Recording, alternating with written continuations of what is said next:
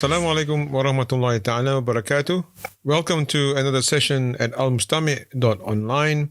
Today we are privileged to have a guest, Dr. Nada Al-Taiba, a senior lecturer at the University of Western Australia in the Social Work and Social Policy School of Allied Health. Today she will be giving us an insight on what mental health is and how Islam views mental health. We do apologize for the sound quality as it was recorded via a Zoom call. Inshallah, in the future, we will have a face-to-face interview and have this recorded in a more high-quality sound system. We do hope you will benefit from this interview with Dr. Nada Al-Taiba. Bismillahirrahmanirrahim. Assalamu alaikum wa rahmatullahi ta'ala wa barakatuh. Alhamdulillah, bi'alamin wa salatu wa salam ashrafil anbiya wal mursalin. Alhamdulillah, today we have a very special guest amongst our community here, Sister Nada Al-Taiba, who currently is the senior lecturer at the University of Western Australia, where she conducts lectures and manages the program on mental health for students who's undergoing psychology and other subjects like that. Am I right? Yeah, inshallah. So today we will basically discuss on a few things. It's going to be a short interview. We will continue this as a series in the future as well, with several other topics we can explore and understand. So the first thing we'll do is try to understand what mental health is first before we look into what mental health is in Islam. So let's. I will leave the floor to Sister Nada to discuss what mental health is with regards generally, and then if she can expand that further as how mental health is viewed in Islam. Tafadhal, Sheikh. Assalamu alaikum everyone. As you said, Brother Farhad, I work at the University of Western Australia, and I support the group of students and women from the community when at the university, who come to the university as part of the musalla, part of the Muslim sisters at the university. I'm also accredited mental health social worker. So this allowed me to meet with or have sessions with Muslims, male and female. It's part of my private practice. I've been in mental health for so long, and I found it very, very difficult to answer the question, what is mental health? Because I've been working with mental health is my passion. I really admire people who have, struggled with mental health. I admire their resilience. I admire their strength. And it's everyone would go through mental health problems during their life. And even if someone has got mental health problem, whether depression, psychosis, anxiety, they can reach mental health. ربنا اغفر لنا ذنوبنا وإسرافنا في أمرنا وثبت أقدامنا وانصرنا على القوم الكافرين ربنا ما خلقت هذا باطلا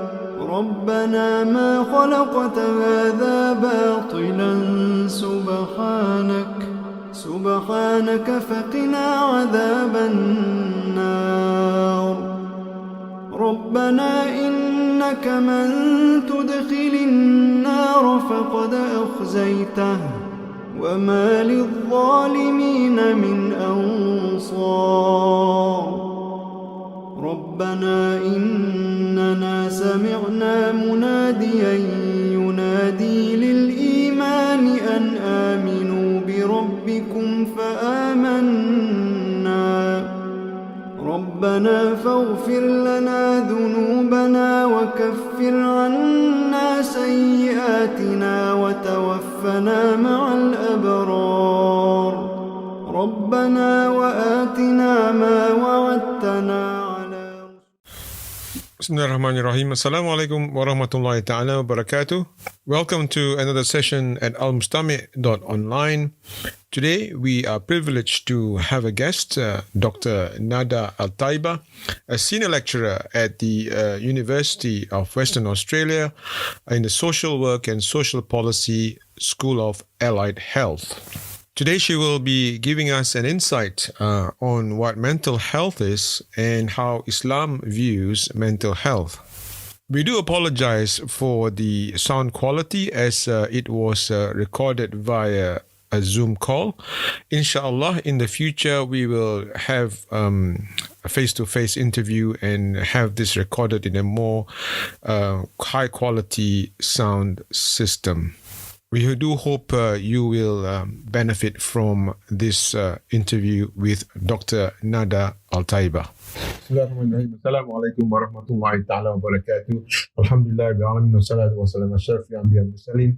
Alhamdulillah, today we have a very special guest amongst our community here, Sister Nada Al-Taiba, who currently is the senior lecturer at the University of Western Australia, where she conducts lectures and manages the program on mental health for students who's undergoing psychology and other subjects like that. Am I right? Yeah, inshallah. So today we will basically discuss on a few things. It's going to be a short interview. We will continue this as a series in the future as well with several other topics we can explore and understand. So the first thing we'll do is we try to understand what mental health is first before we look into what mental health is in Islam. So let's. I will leave the floor to Sister Nada to discuss as how mental health is viewed in Islam. Tafadhal, Sheikh. Assalamu alaikum, everyone. As you said, Brother Farhad, I work at the University of Western Australia, and I support the group of students and women from the community when at the university, who come to the university as part of the musalla, a part of the Muslim sisters at the university. I'm also accredited mental health social worker. So this allowed me to meet with or have sessions with Muslims, male and female. It's part of my private practice. I've been in mental health for so long, and I found it very, very difficult to answer the question, what is mental health? Because I've been working with mental health is my passion. I really admire people who have, struggled with mental health. I admire their resilience. I admire their strength. And it's everyone would go through mental health problems during their life. And even if someone has got mental health problem, whether depression, psychosis,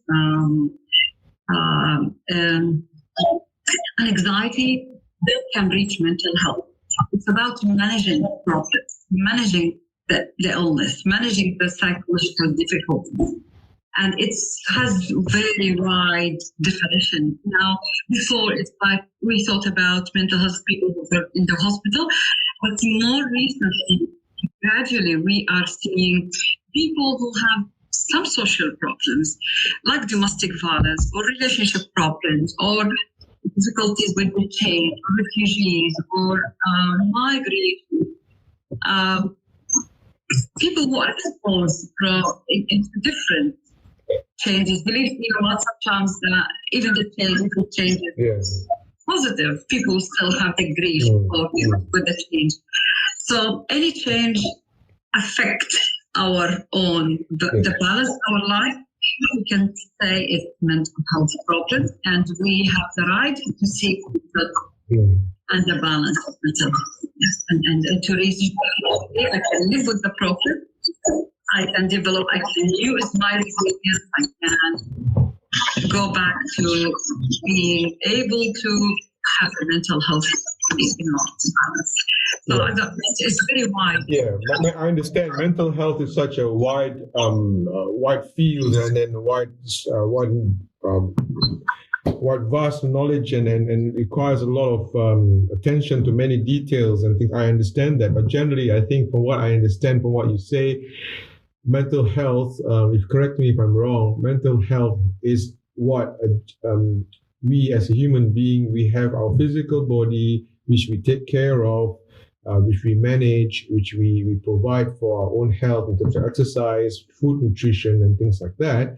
When it comes to the mental health of things, we need to also provide for the relevant nutrition for our mind. This is what I understand. Correct me if I'm wrong. Absolutely, absolutely. Yeah, I think that you mentioned important point. Most people I talk to or see, they consider mental health issue as a weakness sometimes. Yeah. As maybe I should be more doing the right things, and they don't pay attention to the importance of mental health. And they have one of the things when I go to meet with some of my clients from Muslim background, for example, they tell me that I have people are blaming me. One colleague told me, people are blaming me. My husband blames me because he says, if you are more devoted Muslim, practicing Muslim, if you are Muslim, you shouldn't be feeling that. So, and I think it's something like it's sometimes it's common in the community that if you are Muslim, you shouldn't be feeling that, but it is bigger than that. It's everyone can be exposed to mental health, and we have in Islam, Allah subhanahu wa ta'ala and the Prophet alayhi salatu wasalam, we have the responsibility, to find ways to overcome the difficulties. Yeah. And I think I tell people when they come to me, it's mental health problems is part of our life. We go through because of different reasons. Because maybe hormonal change, changes in our lives, changes in grief, work, of stresses. But Islam, subhanAllah, give us the tools. Yes. In order to, we can talk about it a bit more. Yeah. The tools in order to overcome this problem. Well, I just want to take a point when you mentioned about us being a human being as compared to normal insan, as compared to the Prophet Muhammad sallallahu alaihi wasallam. I think a lot of people fail to understand that being an insan, being a creation of Allah, we are special creations of Allah. I'm just extending to the point that why we need mental health. Correct me if I'm wrong, because Allah subhanahu wa ta'ala has created everything, including ourselves, and He has made us, in terms of ranking in His creation of this world creation. He has placed us above His creations in a sense where we have our aql, we have our ability to do things that animals can't do, plants can't do. So and hence that's, I think, one of the in Surah Baqarah, Allah subhanahu wa ta'ala said we are a khalifa in this world. And I think when you say a khalifa in this world, it's quite a big responsibility in a sense. And when it comes to responsibility, I think we need to have the ability to manage that in the first place, and you need to have the strength and the acumen and clear mind to be able to do that. But if we, as being a normal insan, if we don't recognize that we need to make our mind healthy, we cannot perform our duty as a Muslim. This is what I understand. So if and when it comes to when you mentioned something about hormonal changes, and if we reflect back upon our life when we were younger until today, when we were younger, our bodies were different. Our biological makeup is not the same as what we are today. We are growing, going to adolescence and things like that. Hormones come in, our organs grow, everything moves in a different way. And as you grow older, things start to deteriorate. And then, and again, all these imbalances, it is my understanding, all these imbalances will affect or impact your mental state in some way or another. Correct me if I'm wrong, but this is how I view it. This is how I've seen it. This is my personal experience, So, yeah, carry on, sister. Sorry. Absolutely. See, when we come to the reasons or the causes of mental health problems, there is a big, wide range. It could be physical. Yeah. Like some woman might expose to some changes in their life. Yeah. It could be exposed to certain illnesses. The side effects of medicine. It could be social changes, getting married, getting divorced, having problems with the challenges with the parenting issues. By the way, parenting issues are big things in our community. And having babies, I think it's also having babies. Yeah, exactly. And losing someone who's close. Racism. Exposed to being, racism, exposed to bullying. The list goes on and on and on and on. And I acknowledge that sometimes, okay, some people might be exposed or to mental health problems because they are aware of their own value. They are not true to their own value. Mm. For example, if someone was praying and they stopped because of any reason, they feel that guilt associated with that, or maybe that they feel that they are not true to their own values, which they were raised on.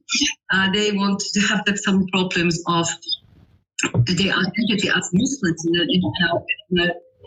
today. There are some things which we acknowledge that, okay, some people might get exposed to mental health problems because they are away from following a devotion of their Islamic faith. Others, they could be devoted, but still they have other issues. You see, this is what I mean. Not always that because I'm away from my values, but I could see that some people I'm away, haven't been praying. I'm not sure about my Islamic values. I have changes in my beliefs, and there are different. It's very wide. From social to isolation to spiritual problems.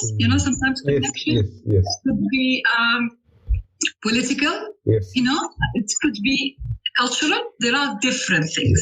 So, when we come to, and that's what during the sessions, when we talk to people who have, exposed to mental health problems or social problems, we can look into these causes and we look into these things. And but one of the things I emphasize, if you are exposed to mental health problems, it doesn't mean that you are not okay, of course, yes. Everyone has got, they go through, World Health Organization say 1 of 3 people will go on mental health problems. Yeah. And this is because we have the list is too wide. Yes. Yes, and I think from my experience also, I feel people are reluctant to seek help. Yes. Because of the stigma associated with mental health problems. This is crazy. I'm going to. By the way, I got to get some help. Whenever I'm exposed to any difficulties or want to make a decision in my life, or I usually go to get counseling, and I find it beneficial. So it's not like I'm calling people to get counseling and help out me also being counseled as well. It's just like a typical doctor, for instance. A doctor is a human being who gets sick, who do go and see other doctors. He's got problems. He doesn't self-diagnose.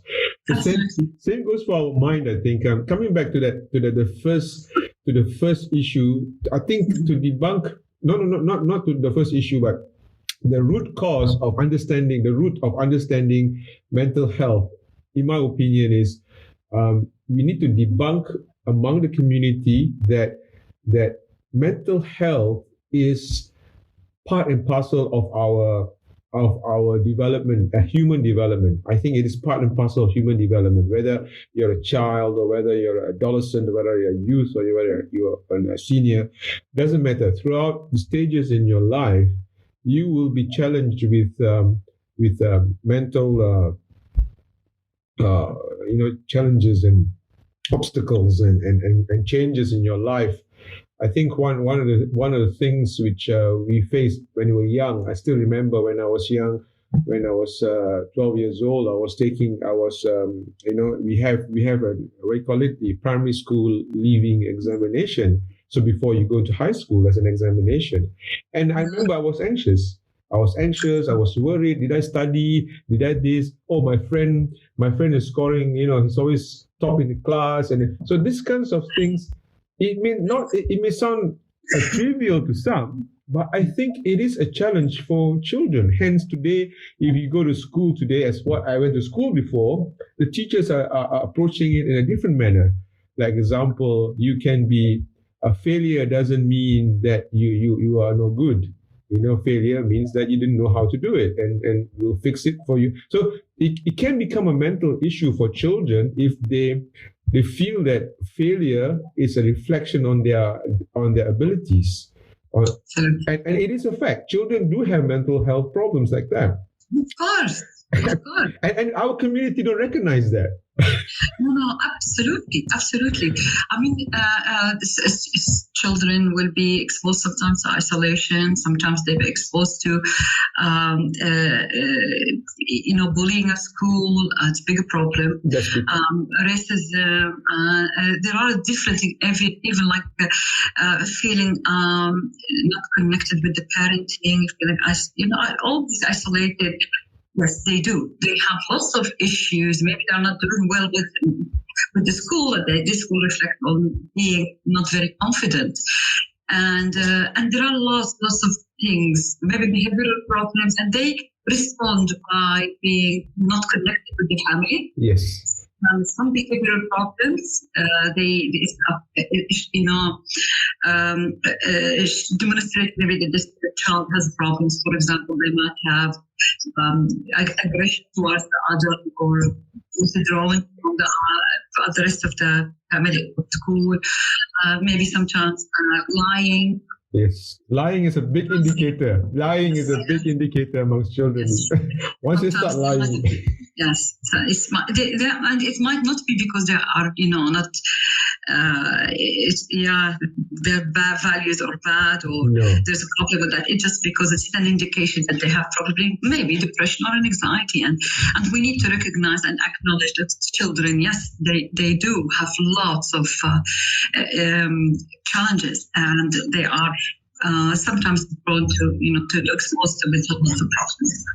Yeah, when you talk about children, us parents, a Muslim, reflecting back upon us being a Muslim parent, one of our duties is to ensure our children grow up in a healthy environment, not only physically, I think mentally as well. And parenting is also part and parcel of the mental health solution. This is how I look at it. So coming back to us discussing this, I think we can explore further in the future discussion, maybe specifically on children, and then we can grow towards the seniors as well. But coming back to our discussion, we address what mental health is already generally, and I would just want to know from you, you did some research on mental health in Islam specifically, which you mentioned to me earlier. So what did you find in your studies and your research? Maybe you can share with us? Well, yes, the hardest thing is to talk about the thesis and my PhD and my research, but I'll try to summarize it. Okay, what I've done is I interviewed people with who has mental health problems, and I talked to them about their opinion, the causes of mental health, and how they seek help. And then I looked into the Quran and the tried. No, yeah, but still, yeah. I'm just like I try to read the Quran from the, Understand. Yeah. So the general things that I found it, most, 20 people I interviewed, they linked all their problems to Islamic values. What they said is like, okay, some of them, and they have you see, mental health problems is a unique journey for everyone. Yes. You see, you cannot, subhanAllah, everyone is different. But in general, some said it is, of course, everyone says Allah's will. Some said it's a trial. It's a from Allah. Some said it's a blessing. Do you believe it? After a while, with the mental health, I'm more connected with spiritually. I start to understand how do I need to prioritize my life. I deeply see that most of them look at it as blessing.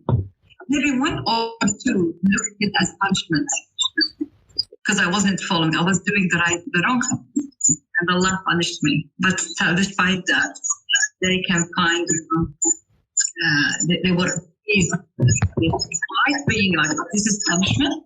They were able to see that this is part of also the journey. Some, of course, talked about social problems. Domestic violence, or maybe exposed to stresses or work problems or political problems of conflict in their life or their country. But they all connected that with Allah's word. When it comes to health seeking, the great thing that because Islam and the Quran provide us, Allah subhanahu wa ta'ala want us to be happy and to have hope. If you read the Quran, there's always ayat about hope. Yes. No despair. Yes, you have no misery. Yes. Allah give us, this. We need to try to change. Yes. To change our environment, to change ourselves, to change even if I'm angry or if I'm not happy, to change my, go for a walk or go for, it's like to change the environment. There are some things which provided by strategies, provided by Islam. So this is what I've got. Allah subhanahu wa ta'ala wants us to be happy, and to be content, and give us lots of opportunities. So many people talk about istighfar. Yeah, istighfar, yes.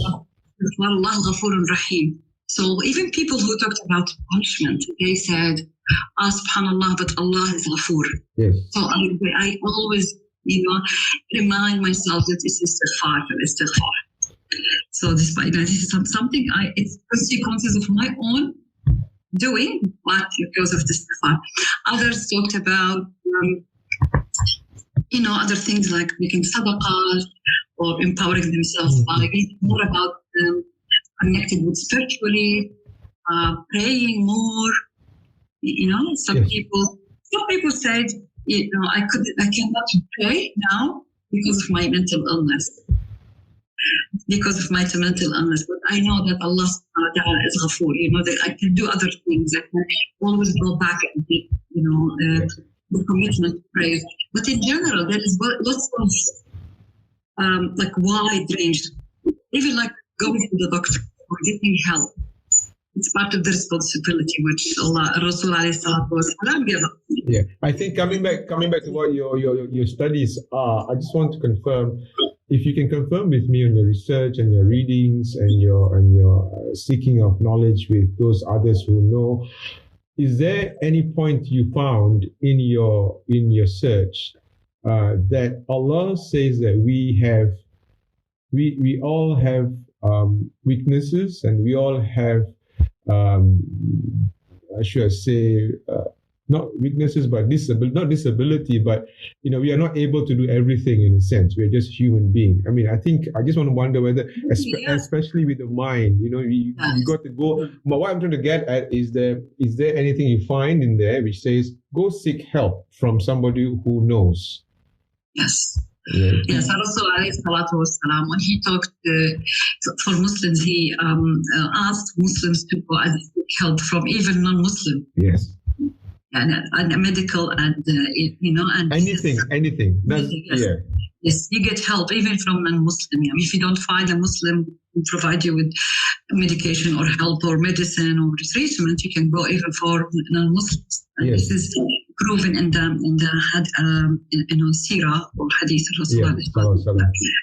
So there are. We need to go for help, and our responsibility is to look and seek help. We cannot, لا تلقوا بأيديكم إلى التهلكة, which means like you cannot harm yourself. You have to do the right things in order to improve yourself. So I wrote a paper on hope and change. Yes. I think these are the main two things Muslims do. Yes. So hoping is from Allah to give us a ghafur, right? But the change is for us to go out of our shell and seeking help. Am I right to say that? Yes, absolutely. And Allah provide us with tools like istighfar, sadaqah, praying, changing our mind. And as you said, you mentioned a very important point, which is sometimes we overwhelm ourselves with responsibilities. Yes. And Allah subhanahu wa ta'ala said, لا يكلف الله نفسا إلا وسعها. You are not required to do more than what you can. Yes, absolutely. That's something to get at. Yeah, and sometimes when I, talk to one of some of the ladies or the men, whom I, have counseling sessions with or therapy, sometimes we identify what they can do and what they cannot do. Yes. So sometimes, like, I'm worried about this, can you do anything about it? They say, no. What is your responsibility? What's your boundaries? And sometimes we cannot identify the boundaries or what we need to do. We are, especially moms, they want to do other. Yes, multitasking. Yes, yeah. Everything for their children, everything for their. But we when we talk about, okay, like Allah subhanahu wa ta'ala will not ask you to do more than we can.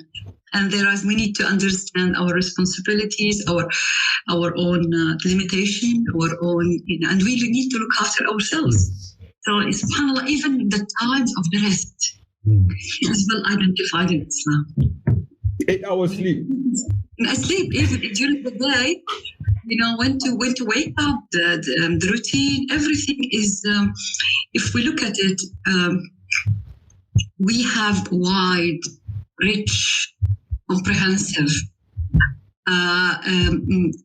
tools to cope with our problems. And the beauty about it is not like you can reach the Islam values allow you to reach, get other tools from other disciplines, cultures, and as long as it's not.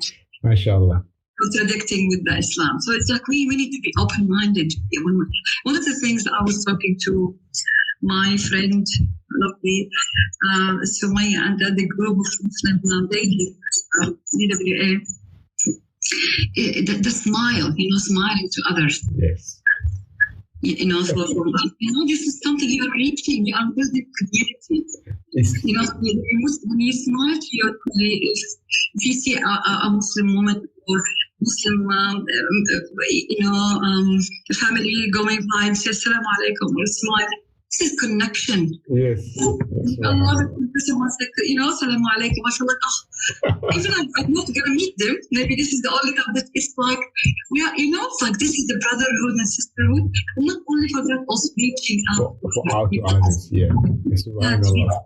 Yeah. So Yeah. this is cool. I think our half an hour is almost up. Yeah, that's good. We keep it this way at this stage. Alhamdulillah, I think what you have shared with us so far gives us an insight into the importance of having the understanding and the acknowledgement. I think what we fail to see as people generally, we fail to acknowledge our weaknesses. So from even in Islam, we don't have to be an expert in whatever field. We need to be acknowledging our weaknesses, acknowledging our